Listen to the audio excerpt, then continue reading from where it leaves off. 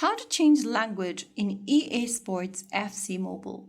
Hi everyone, welcome back to Tech for Gamers. If you're playing EA Sports FC Mobile on your Android smartphone or tablets, here's how you can change the language setting. First of all, open up the app on your device and wait the game to load. Once you're inside this main menu, go to the upper right corner and tap on the settings or the gear icon.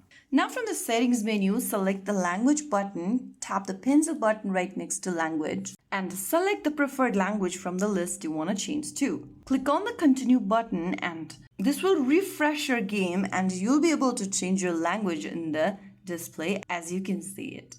So that's how it's done. You can always customize your language whenever you need by going to the same menu and choosing the language of your preferences.